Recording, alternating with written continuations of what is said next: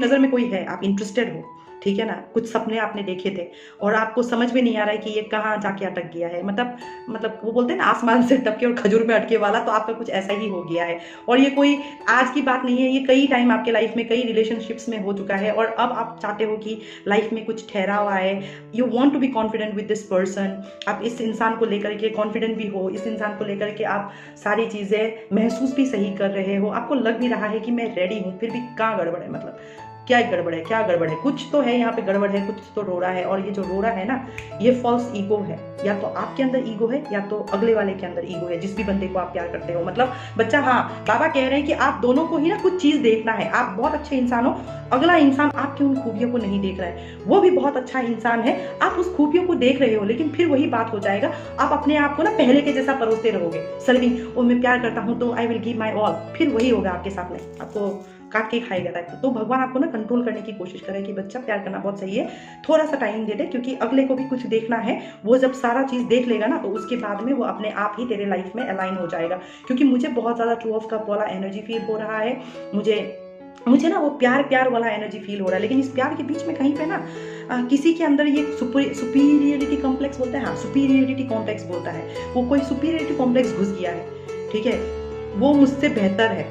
Are you getting me? अगर आपको लगे कि आपका मस्कुलिन आपसे बेहतर है तो आप थोड़ा सा पुल बैक कर लोगे, राइट? तो ये पुश एंड पुल वाला चल रहा है कि आपका मस्कुलिन आपसे बेहतर है, तो आप ना थोड़ा सा कॉन्फिडेंस लेवल पे वो हो चुके हो, या उसको इन्फीरिटी लगता होगा, भाई मुझसे बेहतर है।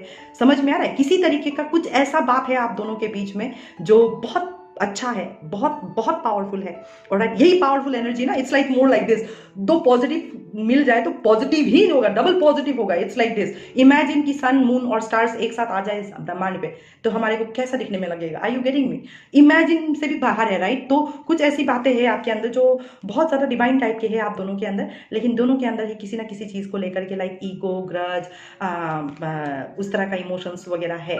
ऑलराइट, और देखो आपको सन का कार्ड में ऐसे होल्ड करके, मतलब ये सन का कार्ड ऐसे निकला है, ऑलराइट, अपसाइड डाउन। तो मैंने कहा ना, किसी के अंदर फॉल्स ईगो है, it's a malefic energy, but one of the major highest arcana on the deck, it's like card number 1 and 4, 4 of summer is उदास।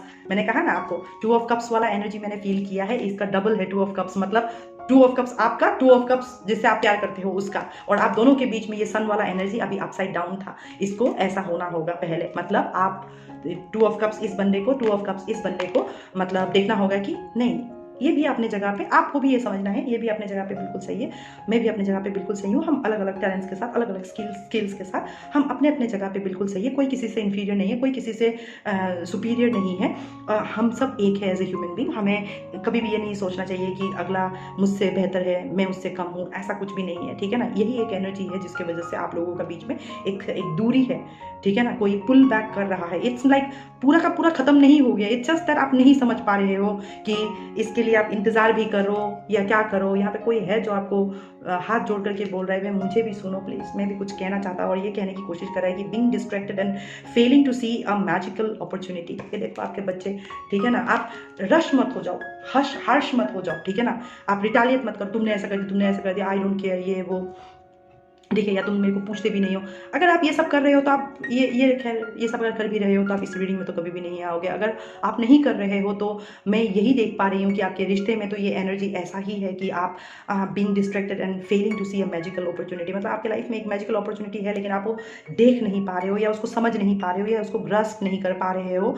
बहुत खूबसूरत चीज़ है, कहीं ईगो की वजह से खराब ना हो जाए। I am feeling like that, ठीक है ना? टेकिंग समवन और something for granted, I told you, ठीक है? आप लोगों में से, दोनों में से ऐसे हो जो ग्रांटेड, जैसे मैंने बोला ना, आप अपने आप को सर्व कर देते, आप ग्रांटेड लेकर के, खुद को ग्रांटेड लेकर के फिर पहले जैसे गलती करते, just because you love the person. आप किसी को इतना प्यार करते हो कि आप बार बार ना अपने आप को बलि पे चढ़ा देते हो, और राइट, आप अपने आप को ही टेकन फॉर ग्रांटेड लेते हो। इसीलिए कोई और बंदा आपका ग्रांटेड उठा करके, मतलब आपका फायदा उठा करके आपकी जिंदगी से कब निकल जाता है। इसलिए आपके बाकी के सारे रिश्ते भी ऐसे ही टूट गए हैं।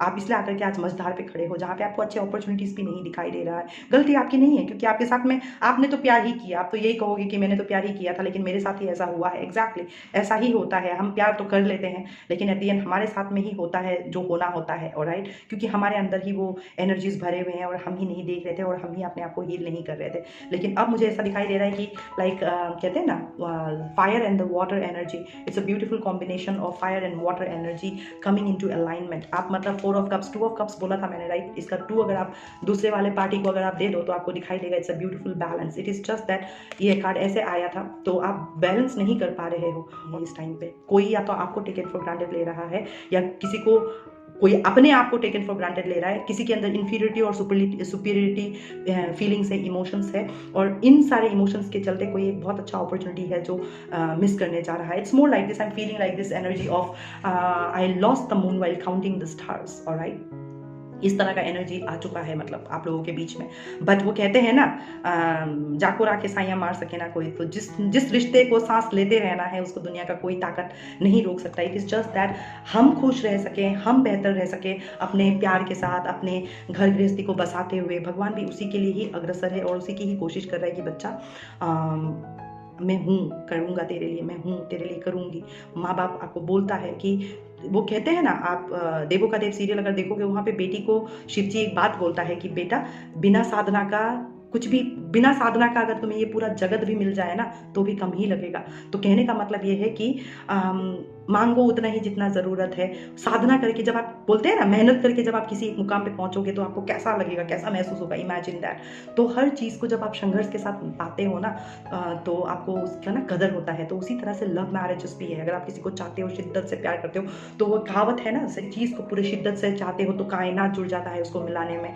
तो ऑब्वियस सी बात है, अगर भगवान को, अल्लाह ताला को, जीसस को अगर ये दिखाई दे दे कि वो this person is a lover, आप जिस भी धर्म को मानते हो, okay this person is a true lover, सच्चा आशिक है, कृष्णा है, जीसस है, आप जो भी मानते हो अपने आप को, आपको दिखाई देता है उस प्यार में, उस इंसान में कि हाँ यार ये मेरे लिए तो परी ही उतर करके आई, ये मेरे लिए तो मेरी भगवान ही है, ठीक है ना, ये मेरे लिए मेरा भगवान है, ये मेरे लिए मेरा शिव है, ये मेरे लिए मेरा कृष्णा है।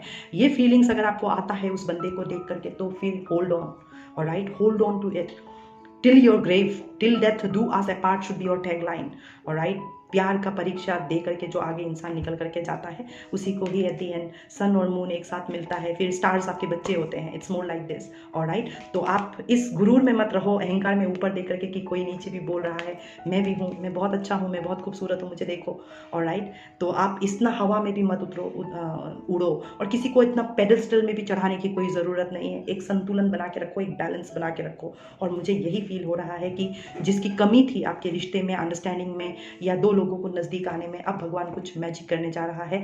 हो सकता है आप में से जो लोग हो, ये फायर तो है ही है, आप लियो के साथ डील कर रहे होगे या तो फिर आप एरिस के साथ डील कर रहे होगे, ऑलराइट? तो ये न्यू मून से फुल मून के बीच में आप दोनों के रिश्तों को लेकर के कुछ क्लियरिटी आएगा और कुछ बातचीत शुरू होगी और आपको महसूस होगा कि प्रोबेबली हाँ अगला इंटरेस्टेड है। मतलब कभी कभी होता है ना, लाइक एंजॉय करो एवरीथिंग। इट्स नॉट लाइक कि हर बार आपको आई लव यू बोलना ही पड़ेगा या अगला आपको आई लव यू बोले तो ही प्यार समझ में आए।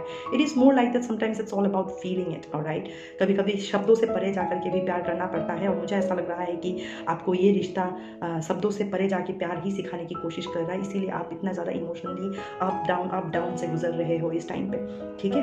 उम्मीद करती हूँ you were able to connect. नमस्ते।